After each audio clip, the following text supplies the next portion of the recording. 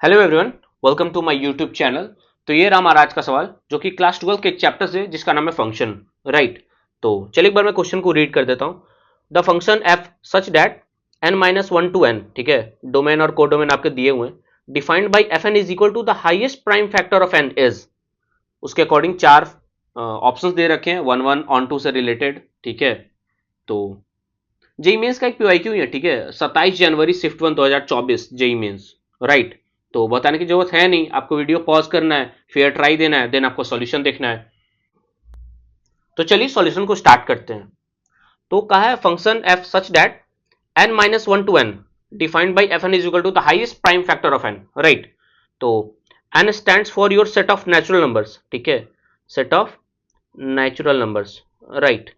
तो सबसे पहले लेट्स से आपका f n is equal to क्या है, आपका highest prime factor, highest prime factor. तो एक बार आप प्राइम फैक्टर के कॉन्सेप्ट को समझ लेंगे।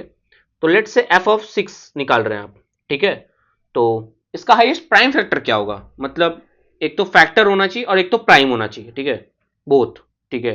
तो आई थिंक इसके पहले फैक्टर्स आप लिख लो, factors of six, factors of six, one, two, three and six itself. Right.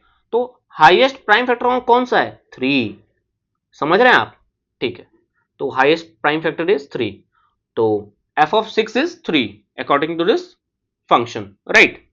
तो चलिए पहले वन वन पे बात करते हैं, ठीक है। वन वन या मेनी वन क्या है, ये वन वन और मेनी वन आखिर है क्या ये फंक्शन। तो जरा एक बात आप देखें, एफ ऑफ टू बताइए आप, टू के फैक्टर्स लिख लेंगे आप, one and two. F of two will be two. Right. F of four बताना जरा, एफ ऑफ फोर, फोर के factors one two and four, f of four will be also two. Right. तो ये होगा many one. For different values of x there is same value of y. ठीक है। आप mapping mapping से समझ लें, एक सेकंड वेट। यहां टू था, यहां फोर था, यहां टू था, ये दोनों सेम वैल्यू पे जाके मिल रहे हैं, यानी कि एफ ऑफ टू भी टू है, एफ ऑफ फोर भी टू है। तो वन वन तो हो नहीं सकता। वन वन मतलब क्या, एक वैल्यू ऑफ एक्स वन के लिए वाई वन, फिर वाई वन किसी के लिए नहीं होना चाहिए, एक्स टू के लिए फिर डिफरेंट वाई होना चाहिए, वाई टू। लेकिन यहां क्या है, एक्स एक ऐसा वैल्यू मिल चुका है हमें, मतलब सॉरी दो ऐसा वैल्यू मिल चुका है जिसमें सेम वैल्यू ऑफ मिल रही है, मतलब फाइनली सेम वैल्यू मिल रही है। लाइक एक्स वन पे भी वाई वन मिल रहा है और एक्स टू पे भी वाई वन मिल रहा है। ठीक है। एक्स वन वाई वन आपका यहाँ टू और फोर है, वाई वन यहाँ टू है। राइट। तो finally this function is many one, this function is many one. ठीक है। अब बात आते हैं आपके, क्या कोडोमेन और रेंज बराबर है। कोडोमेन क्या है आपका, कोडोमेन बोला है, कोडोमेन इज एन, ठीक है, set of all natural numbers. ठीक है। अब बात आते हैं रेंज। रेंज क्या है, for all values of x, y कहां से कहां तक क्या क्या हो सकता है बेसिकली।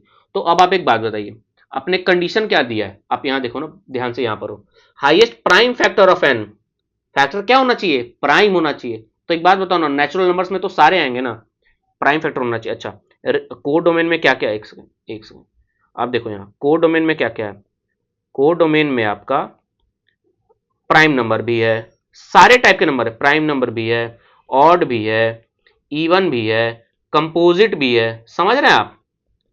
तो कोडोमेन और रेंज कभी बराबर होगा क्या, बिल्कुल नहीं, क्योंकि आपको सिर्फ प्राइम पे ही बात करनी है, और प्राइम नंबर तो कंपोजिट हो नहीं सकता है। सिक्स एट कहां से आएगा, नहीं आएगा। तो कोडोमेन और रेंज कभी बराबर नहीं होंगे। ठीक है। कोडोमेन और range, codomain can't be equal to range.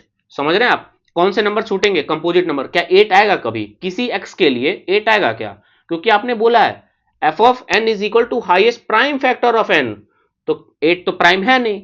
लेकिन कोडोमेन में क्या बोला आपके, ऑल नेचुरल नंबर्स, लेकिन रेंज में तो वो आएगा नहीं।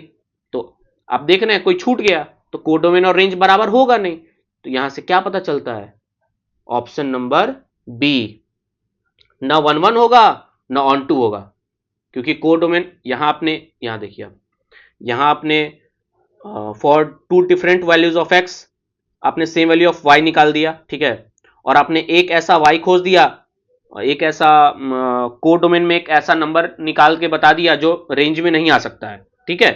तो आपने ऊपर वाले में मिनिमम साबित कर दिया और नीचे वाले में इनटू साबित कर दिया, ठीक है। तो उसके अकॉर्डिंग आपका आंसर हो जाएगा ये 11 नहीं, ऑप्शन नंबर बी, हाँ ऑप्शन नंबर बी, नाइदर 11 भी नहीं है और ऑन टू भी नहीं है, राइट। तो उम्मीद है आपको ये क्वेश्चन समझ में आएगा, कोई दिक्कत हो तो जरूर बताएगा। फिलहाल आज का वीडियो यही खत्म करते हैं, थैंक यू।